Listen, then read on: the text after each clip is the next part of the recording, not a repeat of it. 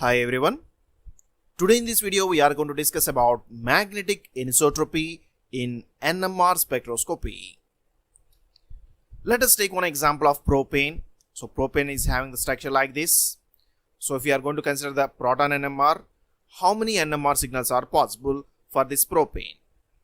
Let us label the different types of protons. So this is one type of proton, that is a methyl proton, and here again we can observe another methyl proton. So both are indicated by the same letter A, and other protons are the methylene protons, which are indicated by letter B. Now this propane can give the two NMR signals in the proton NMR. Then what is the location of these protons in the NMR spectra? NMR spectra is going to be plotted such that the x-axis is the chemical shift and y-axis is the height of the peak. This chemical shift is measured in terms of ppm. So here methyl proton falls at a chemical shift of 0.9 ppm and methylene proton falls at a chemical shift of 1.3 ppm. So this is a simple case of propane.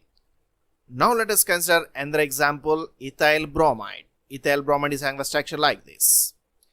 Again, how many NMR signals are possible if we are going to consider proton NMR spectra? So let us label the protons. So these are the one type of protons and these are the other type of protons. Now this ethyl bromide can give the two NMR signals. Then what is the location of these protons within the NMR spectra? Interestingly, their chemical shifts are somewhat different compared with the propane. So here the chemical shift of methyl proton is 1.7 ppm and methylene proton is around 3.5 ppm. Now if we compare, both propane as well as methyl bromide are having the similar protons. Here we can observe this is the methyl proton and here again methyl proton. But in the propane it is observed the 0.9 ppm, whereas in the ethyl bromide it is shifted to 1.7 ppm. Similarly, we can observe the methylene protons in both of the structures. These methylene protons in the propane are falling at the 1.3 ppm, but they are shifted to 3.5 ppm in case of ethyl bromide. Why it is like this? Why there is an enhancement of chemical shift for similar protons compared with the propane with ethyl bromide? This is just because of electronegativity. In the ethyl bromide, bromine is present, which is highly electronegative compared with the carbon. So it can pull the electrons towards the bromine such that the carbon is getting more electronegativity, and then it pulls the electrons between the carbon and carbon such that it produces the inductive effect. In this way, bromine shows the negative inductive effect because of the electronegativity. This electronegativity results in the increase in the chemical shift. But how it is possible? Let us consider the propane. Here the electrons are equally shared between the carbons because both of the carbons are having the equal electronegativity.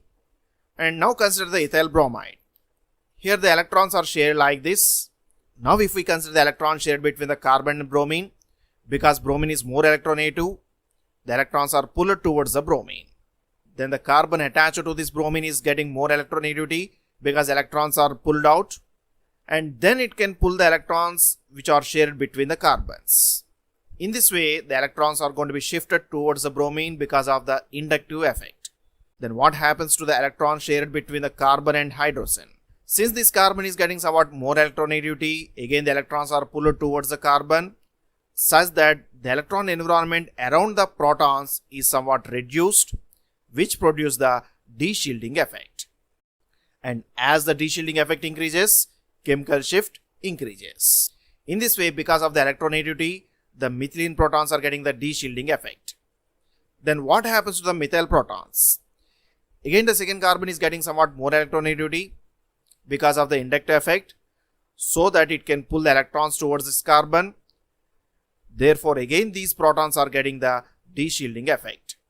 In this way, both methyl protons and methylene protons are deshielded because of presence of bromine, which is having the high electronegativity. Now let us compare the propane with another compound, that is a 1-butene. Here in the propane CH2 is there, which are falling at a chemical shift of 1.3 ppm. And in the 1-butene, let us consider this CH2. Now this CH2 is going to fall at 4.7 ppm. You can observe a high increase in the chemical shift compared with the CH2 in the propane and CH2 in the 1-butene. Why it is like this? The simple thing is, In the propane, CH2 is attached by single bond, but in the 1-butene it is attached by double bond. So this results in a difference in the electronegativity. But apart from this electronegativity, the high increase in the chemical shift in the 1-butene is because of magnetic anisotropy. So magnetic anisotropy is observed in the compounds which can develop the magnetic field in presence of applied magnetic field. So today in this video, let us see what is the role of this magnetic anisotropy in the compounds like alkenes, aromatic compounds and alkynes. Now let us consider this 1-butene, and when we are going to apply the magnetic field externally, what happens to the protons?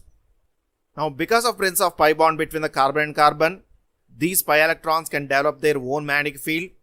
So the magnetic waves may be located like this. These magnetic waves are going down in between the carbon and they are going upward outside the pi bond. Similarly, on the other side, again we can observe the magnetic waves are going down within the pi bond and going up outside the pi bond. Now how they are aligned with the applied magnetic field? The applied magnetic field waves are like this, they are upward. Now if we observe, these magnetic lines are in the same direction compared to the applied magnetic field on this side as well as on this side. But the magnetic waves within the pi cloud are in the opposite direction to the applied magnetic field. So this type of phenomena where the magnetic field is different at the different areas is called as anisotropy, the non-uniformity of the magnetic field. Because of the pi cloud, the magnetic field produced by these pi electrons is opposite to the applied magnetic field within the pi cloud and in the same direction at the outside of the pi cloud. So due to this magnetic anisotropy, protons may be either shielded or deshielded. So this region where the induced magnetic field is in the same direction to the applied magnetic field is called as deshielding region, and where it is in the opposite direction it is called as shielding region. Now what is the location of protons in the alkenes, whether they are in the shielding region or deshielding region? You can observe here, this is the proton which is outside of the pi cloud, so it is in the deshielding region.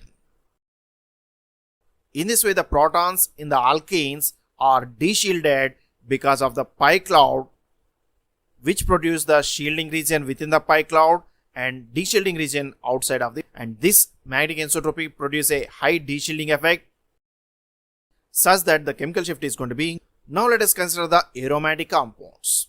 So when we are going to apply the magnetic field, what happens? These aromatic compounds are having the pi cloud above the plane and below the plane. In presence of applied magnetic field, again they develop a magnetic waves like this, and just like the previous example, within the ring they are downward and outside the ring they are upward on both of the directions. Now again, if we compare the alignment with the applied magnetic field, the applied magnetic waves are in the upward direction. So here these waves are in the same direction, but within the ring they are in the opposite direction. So outside the ring this is the deshielding region and this is again deshielding region, but within the ring it is shielding region. So this is just similar to the alkenes, but aromatic compounds produce a stronger pi cloud, therefore they produce a stronger magnetic field. Then what is the location of the hydrogen? The hydrogen is outside of the ring, that means it is in the deshielding region.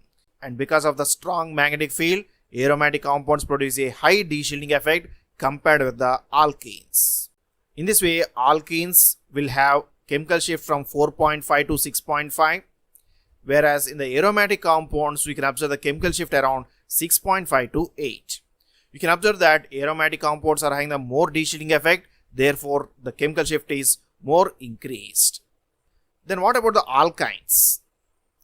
In the alkynes, we can observe the carbon is sp hybridized and the molecule is in the linear, and this sp orbitals are more electronegative compared to the sp2 and sp3 orbitals.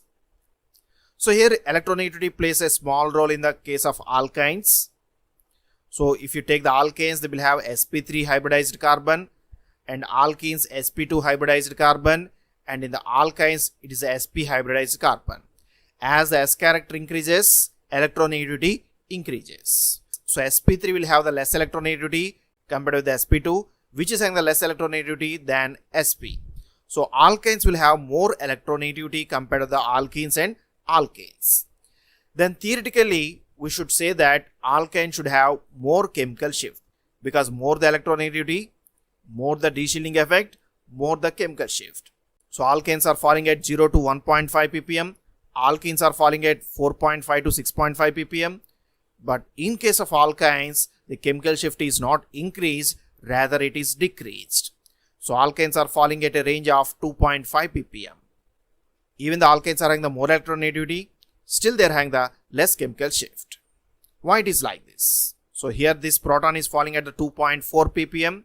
This is because of magnetic anisotropy. Now in case of alkynes, we can explain this phenomena in terms of magnetic anisotropy. When we apply the magnetic field externally, the pi electrons present in the alkynes again produce an induced magnetic field which may oppose or align with the applied magnetic field. Now in presence of applied magnetic field, the molecule will be oriented like this and it will be associated with the magnetic waves like this. Again, these magnetic waves are downward at the pi cloud and upward out of the pi cloud on both of the directions. Then what happens to the proton attached to the alkyne? Now this proton is in the shielding region because the magnetic waves are in the opposite direction compared with the applied magnetic field. So this proton falls in the shielding region, therefore it will have the shielding effect which results in the decreased chemical shift. In this way, the protons attached to the alkynes will have shielding effect, thereby chemical shift decreases. But here we can have a small doubt that why we have oriented the alkyne like this. Because the carbon in the alkynes is sp hybridized, so it is linear in shape. This linear molecule will be aligned in the applied magnetic field as shown here. So in this orientation, the magnetic waves will produce the shielding effect at the protons and deshielding effect outside of these protons. So since the protons are falling in the shielding region, they will have less chemical shift. That's why these protons are falling at the range of 2.5 ppm. In this way, magnetic anisotropy may produce either shielding effect or deshielding effect. In case of aromatic compounds and alkenes, the protons are deshielded, but in case of alkynes, the protons are shielded. So that's about this magnetic anisotropy, which is also called as diamagnetic anisotropy, which is produced by the pi electrons. But this magnetic field is non-uniform because these magnetic waves are in the circular way. They are downward at the pi cloud and upward out of the pi cloud. And because of this non-uniformity, they may produce shielding or deshielding effect. In case of alkenes and aromatic compounds, they produce the deshielding effect. But in case of alkynes, they produce the shielding effect. So that's for today. Hope you have enjoyed this video. If you like this video, please subscribe to our channel. Share this video with your friends. Post your comments in the comment box. Thank you for watching this video.